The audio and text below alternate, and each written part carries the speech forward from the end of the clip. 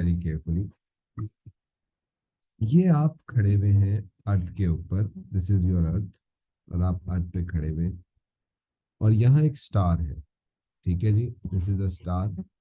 और ये स्टार किस कलर की रोशनी निकालता है? It is producing light of green colour, green colour की लाइट देता है।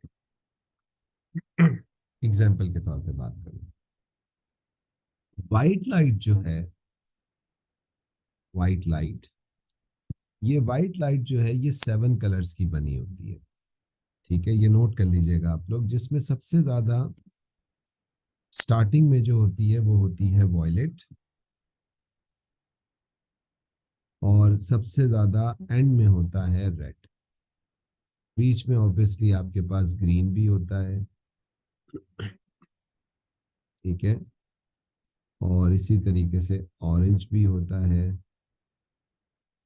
और येलो भी होता है, and then you have blue, and then you have indigo, और उसके अलावा आपके पास वायलेट होता है। तो इस तरीके से आपके पास ये 7 कलर्स की बनी होती है। इसमें याद रखिएगा कि सबसे बड़ी wavelength, longest wavelength, longest wavelength होती है रेड की, लाइट में बात कर रहा हूँ, तकरीबन 700 नैनोमीटर्स के बराबर, ठीक है। और सबसे शॉर्टेस्ट वेवलेंथ होती है, शॉर्टेस्ट वेवलेंथ, ये आपके पास किसकी होती है? वॉयलेट की। ये तकरीबन 400 नैनोमीटर्स होती है, ठीक है जी। ऑल्दो लाइट में तमाम कलर्स की स्पीड सेम होती है, ठीक है, all colours of light have same speed in vacuum. Vacuum के अंदर सबकी स्पीड सेम होती है, और कितनी स्पीड होती है इनकी? इनकी स्पीड को हम वी की बजाय सी से लिखते हैं, ठीक है जी। इनकी स्पीड को हम सी से रिप्रेजेंट करते हैं, और ये स्पीड होती है 3 multiply by 10⁸ metres per second. लेकिन सबकी वेवलेंथ अलग है, तो इसका मतलब है सबकी फ्रीक्वेंसी भी अलग होगी। रेड की लॉन्गेस्ट वेवलेंथ होती है तो लोवेस्ट फ्रीक्वेंसी होती है, क्योंकि वेवलेंथ और फ्रीक्वेंसी इनवर्सली प्रोपोर्शनल होते हैं। और वॉयलेट की शॉर्टेस्ट वेवलेंथ होती है तो हाईएस्ट फ्रीक्वेंसी होती है, ठीक है जी। तो इस तरीके से आपके पास व्हाइट लाइट को हम एक्सप्लेन करते हैं। अच्छा, मैं क्या चीज डिस्कस कर रहा था, एक सितारा है, और ये सितारा जो है ये ग्रीन कलर की लाइट को निकाल रहा है, लेकिन ये सितारा आपसे दूर जा रहा है। ये दूर जा रहा है मतलब ये क्या हो रहा है? रिसीड हो रहा है। रिसीड होने की वजह से जब इससे निकलने वाली रोशनी आप तक ट्रेवल करती करती करती करती पहुंची, तो हमें उसकी वेवलेंथ थोड़ी सी बड़ी दिखाई दी, यानी ग्रीन ओरिजिनल वेवलेंथ थी और थोड़ी सी ज्यादा नजर आई, बड़ी नजर आई, यानी किसकी तरफ मूव करती हुई दिखाई? बड़ी वेवलेंथ वाली वेव की तरफ, यानी किसकी साइड पे गई? रेड की तरफ। तो हम इस फिनोमेना को कहते हैं red shift. This phenomena is called red shift. Wavelength हमें, वेवलेंथ सीम्स लॉन्गर, लॉन्गर दिखने का मतलब क्या होता है कि दिस इज रेड शिफ्ट, ठीक है जी। ऑन दी अदर हैंड एक सितारा और इस साइड पे था, ये भी ग्रीन कलर की रोशनी निकाल रहा है, लेकिन ये सितारा आपकी तरफ आ रहा है, यानी आपको अप्रोच कर रहा है। अगर ये आपको अप्रोच कर रहा है तो इससे निकलने वाली रोशनी, उसकी वेवलेंथ आपको थोड़ी छोटी मिलेगी, ठीक है, थोड़ी सी कम मिलेगी। तो किसकी तरफ शिफ्ट होती हुई मिलेगी? वॉयलेट की तरफ नहीं, बल्कि हम इसके लिए वर्ड यूज करते हैं ब्लू शिफ्ट। क्या यूज करते हैं वर्ड? Blue shift. तो अप्रोच करते हुए शॉर्ट वेवलेंथ मिलेगी,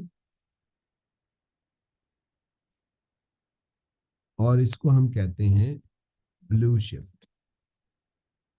ठीक है, तो अगर कोई सितारा हमसे दूर जा रहा है तो रेड शिफ्ट, और अगर कोई सितारा हमारे करीब आ रहा है तो वो ब्लू शिफ्ट हो रहा है। अभी तक के हिसाब से इस दुनिया में अगर हम देखें तो मैक्सिमम नंबर ऑफ स्टार्स जो है वो हमसे रेड शिफ्ट कर रहे हैं। रेड शिफ्ट का मतलब है हमसे दूर जा रहे हैं, इसका मतलब है कि Galaxy day by day expand कर रही है। ठीक है अभी लेकिन कुछ अर्सा पहले अगर आप लोगों ने पढ़ा हो तो नासा ने एक चीज बताई थी कि अभी एक कॉमेट जो है वो अर्थ के काफी करीब से गुजरा है, तो वो कॉमेट जो था वो ब्लू शिफ्ट कर रहा था, उसमें ब्लू शिफ्ट हो रहा था, that was very close approaching to the earth. लेकिन अल्हम्दुलिल्लाह वो हमारी अर्थ से टकराया नहीं, वरना हमारी अर्थ से अगर वो टकराता तो उसकी वजह से बहुत ज़्यादा नुकसान होता। लेकिन कहते ये हैं कि नासा का क्लेम ये है कि उसके करीब आने की वजह से, उसके पुल की वजह से, ये जो अर्थ के ऊपर क्लाइमेट्री चेंजेस आए हैं ये उसकी वजह से भी आए हैं। खैर इसका कोई खास परफेक्ट एविडेंस हमारे पास नहीं है, लेकिन साइंस के हिसाब से कुछ थ्योरीज हैं जिसके हिसाब से अगर वो अपने ऑर्बिट से थोड़ा सा मूव करेगी तो उसकी वजह से क्लाइमेट्री चेंजेस आते हैं। Anyways that's not a part of our syllabus. तो हमने बस यहाँ पे एक चीज याद रखनी है कि सितारा अगर करीब आ रहा है तो ब्लू शिफ्ट, और दूर जा रहा है तो रेड शिफ्ट। ठीक है, यहाँ पे इसको नोट कर लें। कोई सवाल है इसमें किसी को तो पूछ लें। Anyone having any question? जी, असद, फरीहा, हुदा, जैद, हुसैद, बेटा नो कोई सर। सवाल है? No no sir. सर। ठीक है, ये कॉपी हो गया? जी सर। Yes sir. अच्छा जी, बस अब एक जी क्वेश्चन सर, हो करते गया हैं, कॉपी। फिर क्लास को एंड करते हैं हम अपनी। देखिए ये एक सवाल आया था हमारे पास 2016 में जून में, ऑल दो काफ़ी और भी सालों में आया हुआ है, लेकिन मुझे भी ये सवाल मिला है। सबसे पहले वो सवाल में क्या पूछते हैं आपसे, डिफाइंड डॉपलर्स इफेक्ट। सबसे पहले उसने आपसे क्या पूछा है, ऑल दो ये सवाल काफ़ी लंबा चौड़ा था। इसमें उसने पहले लॉन्गिट्यूडनल वेव, ट्रांसवर्स वेव की डेफिनेशन मांगी है, फिर उसने एसआई बेस यूनिट यूज़ करके इंटेंसिटी का बेस यूनिट निकलवाया है इस फॉर्मूले से, और उसके बाद ये फॉर्मूला हमारे सिलेबस में नहीं है, ये सिर्फ उसने बेस यूनिट निकलवाने के लिए यूज़ किया। ठीक है, परेशान नहीं होइएगा। उसके बाद उसने आपसे पार्ट सी में क्या है कहा है कि define Doppler's effect. Doppler's effect बताइए, apparent change in frequency of a wave when there is a relative motion between source and observer. ठीक है, फिर उसके बाद वो कहता है कि a distant star is moving away from the stationary observer, state this effect of the motion on the light observe from the star. जी, डिस्टेंट स्टार दूर जा रहा है, बताइए क्या इफेक्ट हो रहा होगा? Will it be light red shift और will it be blue shift? जी, सितारा दूर जा रहा है, रेड शिफ्ट हो रहा होगा, ब्लू शिफ्ट हो रहा होगा बच्चों? Red shift. रेड शिफ्ट हो रहा होगा। ठीक है, तो सिंपल आपने यहाँ रेड शिफ्ट लिखना है। उसके बाद आगे हम आखिरी सवाल पे, a car is travelling as a constant speed towards a stationary observer. एक गाड़ी जो है वो एक स्टेशनरी ऑब्जर्वर की तरफ जा रही है, अप्रोच कर रही है। ठीक है ना, तो the horn of the car sounds at a frequency of 510। गाड़ी किस फ्रीक्वेंसी से साउंड निकाल रही है? एफओ 510।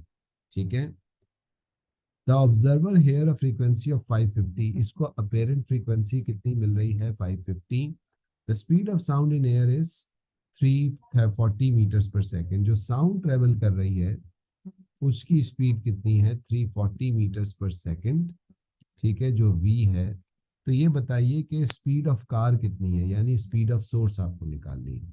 अप्रोच कर रहे हैं तो बताइए बच्चों कौन सी वाली इक्वेशन हम लगाएंगे? क्या हम प्लस वाली इक्वेशन लगाएंगे या माइनस वाली इक्वेशन लगाएंगे? जी, माइनस वाली। माइनस वाली लगाएंगे, बिल्कुल सही है। F A is equal to V over V minus V S into F O, ये इक्वेशन थी। अपेरेंट फ्रीक्वेंसी आपको मिल रही है 515। स्पीड कितनी है गाड़ी एयर की, सॉरी, साउंड की? 340 ओवर 340, ये दो दफा वी लिखा हुआ है इसलिए इस तरह लगेंगी। माइनस सोर्स की स्पीड हमें चाहिए वी एस, और इसके अलावा हमें अपेरेंट फ्रीक्वेंसी कितनी सुनाई दे रही है? 510। नहीं, अपेरेंट 510 है, ये ओरिजिनल एफओ है, सॉरी, दैट इज 510। ठीक है जी, तो सबसे पहले काम करते हैं, ये जीरो जीरो कैंसिल कर देते हैं। 55 divided by 51 is equal to 340 over 340 into VS। ठीक है जी। अच्छा, ये जरा एक काम कीजिएगा, 55 को 51 से डिवाइड करके बताइए क्या आंसर आ रहा है। 1.07। 1.07। अच्छा जी, ये जब सामान हम इधर लेके जाएंगे तो ब्रैकेट में आ जाएगा 340 minus VS is equals to 340। ठीक है, ये 1.07 पूरे दोनों में ब्रैकेट से मल्टीप्लाई करेंगे हम 1 बाय 1। 1.07 मल्टीप्लाई बाय 340, क्या आंसर आ रहा है बच्चों। 1.07 मल्टीप्लाई बाय 340 क्या आंसर है हुसैन। 30 क्या आंसर आ रहा है 360 है सर। 36,300। 36,000 नहीं आ सकता, नहीं आ सकता, गलत आ रहा है। 360, हाँ 3 360.8। sorry 360, 363 एक मिनट सर, दोबारा बोलो बेटा। 36, 363 अच्छा 363.8 है ना। जी जी सर। ठीक है। अच्छा 1.07 VS से भी मल्टीप्लाई होगा तो ये 1.07 VS हो जाएगा इंटू 340। ठीक है जी। अच्छा, ये 1.07 VS को इधर ले जाते हैं और 340 को इधर ले आते हैं तो ये हो जाएगा 363.8 माइनस 340। ये जगह मैंने स्वैपिंग कर दी दोनों की, और ये उधर जाके जो है वो प्लस हो गया होगा 1.07 VS। माइनस कीजिएगा जरा इसको, इसमें से क्या आंसर आ रहा है। 23.8 23.8 इज इक्वल टू 1.07 VS। हमें VS चाहिए तो 23.8 को फाइनली अब डिवाइड कर दें 1.07 से, आपको स्पीड मिल जाएगी। गाड़ी की क्या स्पीड है भाई। 22.2 22.2। तो यानी गाड़ी तकरीबन 22.2 मीटर्स पर सेकंड की स्पीड से चल रही थी। ठीक है जी। तो इस तरीके से कैलकुलेशन होगी। आई होप ये समझ आई होगी। सिंपल मैथमेटिकल कैलकुलेशन है, फॉर्मूले में वैल्यूज डाल के आपको सब्सटीट्यूट करके इसको सॉल्व करना है। मैंने जिस तरीके से सॉल्व किया है, हो सकता है आप किसी और तरीके से भी सॉल्व कर रहे हो। मैथ्स का सम है, कोई भी तरीका आप किसी भी तरीके से इधर उधर मूव करके आप सॉल्व कर सकते हो। ठीक है जी। आई होप ये क्लियर हुआ होगा सबको, कोई इशू तो नहीं है इसमें किसी को जी। सैद, कोई प्रॉब्लम बेटा। Fariha, no sir. Asad, clear है। No, sir. जी सर क्लियर है। ठीक है जी। तो यहाँ पे हम आज की क्लास को स्टॉप करते हैं। हमने डॉपलर्स इफेक्ट हमने कंप्लीट कर लिया। नेक्स्ट क्लास में हम लोग कुछ पास्ट पेपर्स के सवाल करेंगे। We will be discussing about transverse and longitudinal wave, ये चीज़ हम क्लियर करेंगे। और उसके बाद इस चैप्टर में एक और चीज़ है जिसको हम कहते हैं पोलराइजेशन।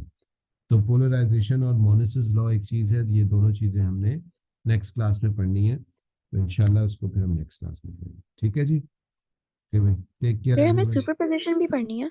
जी बेटा, वो नेक्स्ट चैप्टर है, वो नेक्स्ट चैप्टर ही Okay, पूरा sir. है। वो नया, वो अभी तक तो वेव का इंट्रोडक्शन चल रहा है सिर्फ। ठीक है। Okay, sir. ठीक है। ओके बच्चों, टेक केयर, अल्लाह हाफिज।